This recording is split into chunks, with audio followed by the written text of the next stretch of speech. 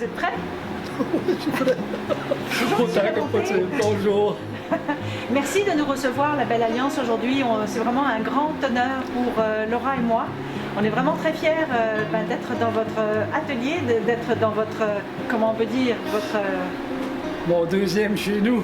Votre deuxième chez vous, oui, ça c'est important. Je passe plus de temps ici que je passe à la maison. D'accord. Donc c'est ça, vous passez quoi, 7-8 heures par jour dans votre atelier? Oh oui, je commence à 8 heures le matin, ben je viens faire du feu, puis ensuite de ça, je rentre le midi pour manger. Je ressors à 1 heure après les nouvelles. Puis je rentre à 5 heures pour manger, puis là je ressors à 6 heures après les nouvelles. Puis je ressors normalement jusqu'à 8 heures. OK. Ouais. C'est quand même des bonnes heures que vous faites dans la journée. Oui, mais quand on aime ça, c'est pas de problème. C'est votre passion en fait, hein? Oui. C'est une passion, hein? Oui. Puis, est-ce que vous travaillez quand même seulement 5 jours sur 7 ou 7 jours sur 7? 6. 6. Mais le samedi, normalement, je finis plus de bonne heure. Oui, d'accord. Je finis à 2h30, 3h, je me change, et après ça, on va à la messe le samedi après-midi. Oui, oui. Et le dimanche, je ne reviens pas. Pas du tout. Puis, justement, comment ça vous est venu, cette passion-là, de travailler le bois, de sculpter le bois? Comment ça vous est venu? J'ai tout le temps aimé ça. J'ai tout le temps aimé ça. Même quand je travaillais dans le militaire, j'avais tout le temps une petite place à la cave où je pouvais travailler. J'ai tout le temps aimé ça. Ouais. Et puis là, quand j'ai sorti du militaire, j'ai eu la chance de travailler pour le gouvernement provincial, Oui. comme ceux qui travaillent le bois, ou qui font de la poterie, ou toutes ces choses-là. Et puis j'ai eu un contrat pour 9 mois, puis là, quand je suis sorti, j'ai vu, durant mon séjour avec le gouvernement, qu'il n'y avait pas de séchoir à bois sur l'île du Prince-Édouard. Donc j'ai décidé de prendre une chance, puis me bâtir un séchoir à bois. Et puis c'est là que ça a commencé. OK. Ouais. Donc, puis est-ce que lorsque vous étiez plus jeune, parce que là je comprends que ça vous est... est-ce que déjà plus jeune enfant, c'est quelque chose qui vous attirait? Ah oui, Oui? Ça m'a toujours attiré. Mon père avait des outils dans la cave, puis souvent j'allais à la cachette me servir de ces outils. Puis non, ça m'a tout le temps OK. OK. favori. Vous avez dû être sollicité déjà par vos copains de l'école ou en tous les cas qui vous demandaient des choses? Ou est-ce qu'il y a quelqu'un qui avait détecté déjà votre talent? Non. Non? Non, il n'y a pas personne qui le sait encore. Puis, est-ce que vous êtes originaire de l'île, M. Lamonté? Non, je suis originaire de Montréal. De Montréal, oui. Oui. J'ai joint le militaire à 18 ans, en 1965. OK. Et puis, c'est pour ça que j'ai connu l'île, parce qu'en 1966, j'ai été transféré à Summerside, à la base de Summerside. Et j'ai passé 3 ans, c'est là que j'ai connu mon épouse. Et c'est pour ça qu'on est revenu sur l'île. OK. Puis votre épouse elle-même est originaire aussi du Québec? Originaire de Wellington, De Wellington. directement du village. Oui. D'accord. Oui. OK. Puis, est-ce que vous vous êtes installé depuis combien de temps à Évangéline? Ben, quand je suis sorti du militaire en 1991, c'est là que j'ai eu la chance de travailler pour le gouvernement pour 9 mois. Et puis, tout de suite après ça, on s'est établi ici. OK. Ça fait 7 ans, ça fait 31 ans. 31 ans. Oui. Puis, comment vous avez appris à travailler le bois? Ben, j'ai tout le temps aimé, j'ai tout le temps travaillé un petit peu le bois. À l'habitude, tu viens pas à faire ce que tu fais. C'est comme un don personnel ou vous diriez? Peut-être un don, ou peut-être juste parce que j'aime ça, puis à mesure que tu en fais, le meilleur que tu viens. Quelle sorte de bois vous travaillez, M. Lamonté? Puis pourquoi? La plupart du temps, c'est du bois dur, parce que ça fait des belles choses. J'ai bâti beaucoup des meubles, j'ai bâti des cuisines, comme ça, le devant de la cuisine, la façade, c'est tout en bois dur, en érable, en merisier, en chêne. C'est tout le temps du bois dur. Je préfère ça, c'est meilleur, c'est plus facile sur les outils. c'est juste plus facile.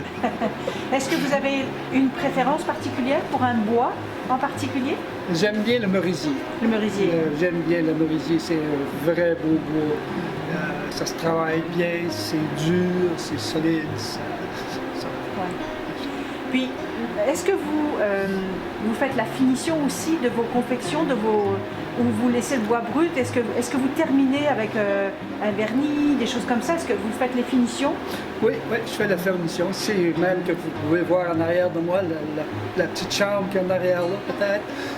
C'est là-dedans que je fais la finition avec du lacquer.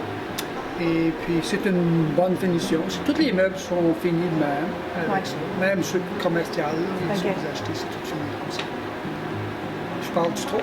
Non, pas du tout. Nous avons vu que vous confectionnez, vous créez des images vectorielles pour que les machines découpent bien le bois. Comment ça vous est venu cette idée? Oui. Ben, c'est juste à regarder sur YouTube, là, des vidéos, on voit des choses que... Là, j'ai pensé, mon Dieu, que j'aimerais ça avoir. C'est un CNC machine. Et puis, j'ai passé un an à étudier lequel que je devrais acheter. Puis, finalement, j'en ai trouvé un que j'ai fait venir du Québec. Et puis, ça m'a pris longtemps à apprendre tout le logiciel, le programme, pour tout faire fonctionner ça. Puis j'adore ça. Alors, quand je finis ici le soir, je m'en vais à la maison, j'embarque sur mon ordinateur. Et puis là, c'est là que je m'occupe de tout mettre ça en marche. Là. Vous disiez que ça vous a pris un an, donc vous vous êtes auto-formé sur cet outil-là, on peut dire? Oui. Wow. C'est directement, oui. Wow. Et maintenant, je suis prêt d'en bâtir. C'est celle que j'ai seulement 12 pouces par 24 pouces. Alors, c'est pas gros. Là, je suis prêt à m'en bâtir m'en faire une moi-même. So, j'ai acheté des parties, j'ai acheté l'électronique, les moteurs, et puis je suis prêt de confectionner une beaucoup plus grosse. C'est impressionnant, Monsieur Labonté, franchement. Merci. C'est vraiment impressionnant. Est-ce que vous pensez, ou vous le faites déjà, à transmettre votre savoir-faire à quelqu'un, à une relève ou... J'ai 5 enfants. J'ai 15 petits-enfants. OK. Il n'y en a pas un sur l'île du Prince-Édouard. Ils sont tous ailleurs. Alors, c'est difficile, non. J'aimerais ça, mais non, il n'y a pas personne en vous. Mais ça vous plairait de transmettre votre expertise, votre savoir-faire? Ah ouais, bien sûr, bien sûr. Oui. Est-ce que vous avez déjà pensé peut-être à frapper à une porte d'un collège ou... Non, jamais? Non, j'ai 74 ans. Je ne veux pas commencer quelque chose de nouveau. Un autre projet, je vais donner. Je vais continuer à travailler ici ou jusqu'à temps que je meure. Ouais. Et puis après ça, les enfants pourront prendre l'atelier et faire ce qu'ils veulent avec. En tous les cas, on peut dire que le bois, ça vous donne, en tous les cas, une cure de jouvence, on dirait, parce que franchement, vous paraissez très jeune, et puis on dirait que votre travail, ça vous maintient en force, en forme. C'est pas le travail. Quand on aime ça, c'est pas du travail. Oui. J'adore travailler le bois. Vous devez être populaire dans votre entourage, non? Ah oui, j'ai fait j'ai fait plusieurs cuisines au complet, des cabinets au complet. J'ai fait des meubles. Quand quelqu'un a besoin d'un morceau de bois plané ou sablé, bien souvent, ils viennent ici. Puis on dépense. Qu'est-ce qui vous rend le plus fier dans vos réalisations? Le plus fier? Oui. Oh. Je suis fier de tout. Ça ne fait pas de différence. Les petites choses, les grosses choses, je pourrais vous montrer des choses, mais ça ne fait pas de différence. Pourvu que ça me prend quelque chose à faire. Oui. Je ne peux pas rester à la maison devant la télévision serais mort. Alors, ça me prend ça. Je pars de la maison, je viens ici, je suis tout seul la plupart du temps, la journée longue. Ça me dérange pas. Je joue de la musique, et puis je travaille, et puis je suis heureux. C'est ça qui est la chose. Être heureux. Ouais. Vous êtes un vrai artiste, hein, en tous les cas. Oui. Quels sont vos projets pour cette année, en 2022? Est-ce que vous avez un projet particulier en termes de réalisation est-ce qu'il y a quelque chose qui vous tient à cœur, que vous aimeriez encore réaliser, qui serait un objectif pour cette année? J'essaie de rentrer dans le craft, faire des choses que je peux vendre aux touristes. Oui. Faites à l'île du Prince-Édouard. Oui. Pas faites aux gens. C'est ça que j'essaie de rentrer dedans. J'ai commencé avec différentes idées que j'ai à faire. Et puis, comme j'ai dit, c'est pas grave. Ça fait pas de différence. Il faut vivre que je sois capable de faire quelque chose. Tant que je vais être capable, je suis content. C'est pas de problème. Bien, en tous les cas, on est vraiment impressionnés, franchement, de votre parcours, de votre côté autodidacte, hein, parce qu'on peut dire que vous êtes vraiment autodidacte, que ce soit dans le travail du bois. Je l'ai appris par moi-même. Je suis en train d'apprendre un nouveau programme pour mon nouveau CNC, je t'apprends à bâtir. Ça fait 3 mois là, que je travaille dessus, à essayer d'apprendre comment manufacturer des choses. C'est fun. Si vous aviez à transmettre votre passion à quelqu'un demain, c'est quoi, selon vous, les qualités indispensables à avoir pour obtenir les résultats que vous offrez aujourd'hui? Patience. Ouais. Patience. Pas avoir peur de se couper les doigts. c'est pas une qualité, ça. Non, c'est la patience. Il faut... Si ça ne réussit pas la première fois, tu rassayes encore, puis tu t'améliores, puis tu rassayes. Éventuellement, hein, n'importe qui pourrait faire ça. Ça prend des outils, ça prend de la patience. Ça, vous vous êtes jamais dit, j'aurais aimé le réaliser différemment, c'est pas comme ça que j'aurais voulu le faire. Est-ce que vous avez eu, à un moment donné, dans toute votre expertise, quelque chose que, quand vous y pensez aujourd'hui, vous vous dites, je l'aurais peut-être fait différemment? Probablement. Probablement. Je ne peux pas penser. Je ne sais pas vraiment. Il y a tout le temps de l'amélioration à faire. Ça aussi, je bâtis quelque chose et puis quand c'est fini, je m'aperçois, ça aurait peut-être été mieux comme ça. La prochaine fois, on change puis on le fait mieux. Mais c'est tout le temps, c'est du bois. Quand on travaille avec le bois, c'est facile. C'est facile de changer les choses, de les faire paraître bien. Et est-ce que ça vous est arrivé de faire de la transformation, par exemple, de meubles anciens, de les retoucher? Oui.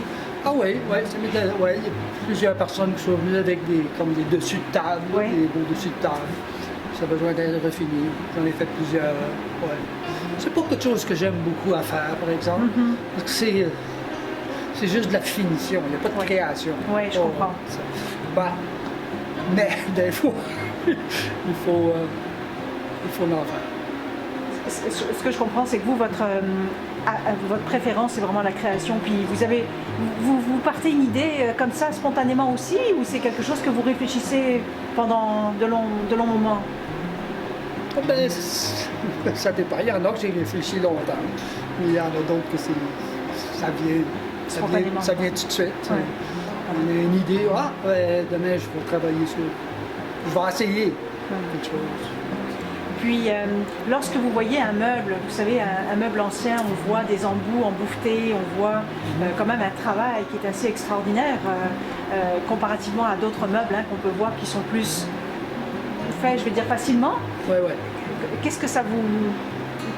Comment ça vous parle, ça? Qu'est-ce que vous pensez à ce moment-là?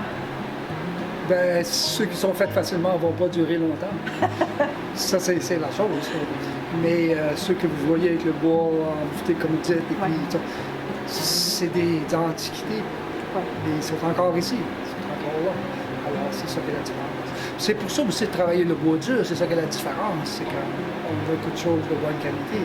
Si vous faites ça avec du bois pressé, là, ça paraît bien pour une couple d'années. Et là, tout vient douce, tout vient brisé. Puis là, c'est fini.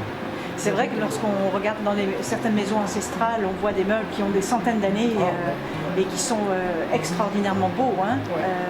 Ouais. On voit le vieilli, évidemment, mais c'est ce qui fait le charme aussi du bois. Dans la maison chez moi, j'ai bâti tout. Tout ce que vous pouvez bâtir dans la maison, je l'ai bâti. Non, pas ma chaise. Ma chaise devant la télévision. Mais, ouais, c'est... puis, plusieurs de tout, ça fait 30, 40 ans que c'est en parfaite condition. J'ai bâti des meubles pour mes enfants aussi, des tables, des chaises. Puis des chaises, c'est pas la chose la plus facile à bâtir parce qu'on s'assied dessus puis ça vient que ça devient chambranlant. Oui. Et puis, mais ceux-là sont en parfaite condition. Tu deviens fier de ce que tu fais.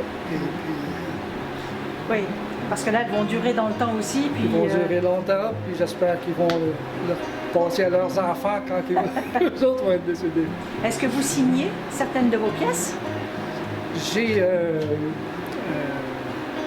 branding iron, il fait chauffer. Là, j'en ai une manne que mes enfants m'ont donnée avec ma signature dessus.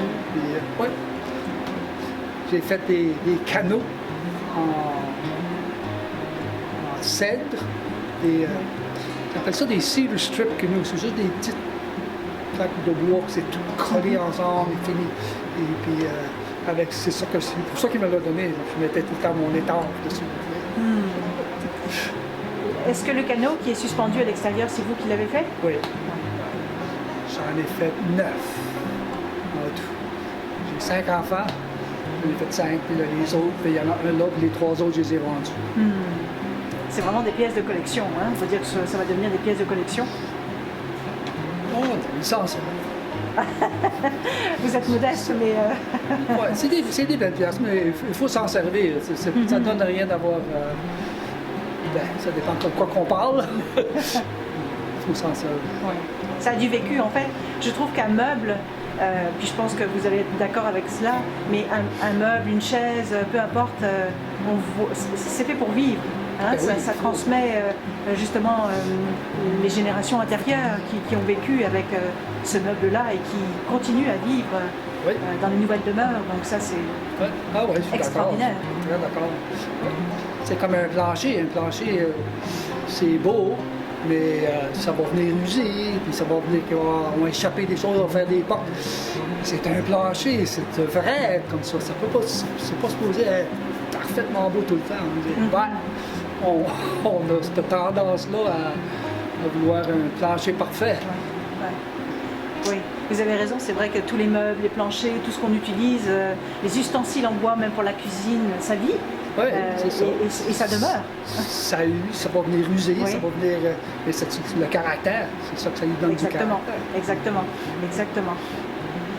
Bien, on est vraiment impressionné par votre atelier, par toute votre richesse d'expérience, le fait que vous soyez autodidacte aussi, que vous appreniez tout, vous ayez vraiment cette patience-là. C'est extraordinaire. Puis on est vraiment très honorés, la Belle Alliance, de recueillir votre témoignage aujourd'hui, puis de voir votre atelier aussi, parce que comme vous le disiez, c'est votre deuxième maison. Donc on est vraiment très honorés de cela. Puis on veut vraiment vous remercier, Monsieur Labonté, pour ce temps que vous nous accordez aujourd'hui, pour nous parler de vous, de votre passion, puis en espérant que ça va inspirer des personnes, mais déjà nous, on est vraiment, vraiment très très fiers d'avoir pu faire cette petite vidéo avec vous. Merci beaucoup. Merci, Monsieur Labonté, de votre générosité. Merci beaucoup.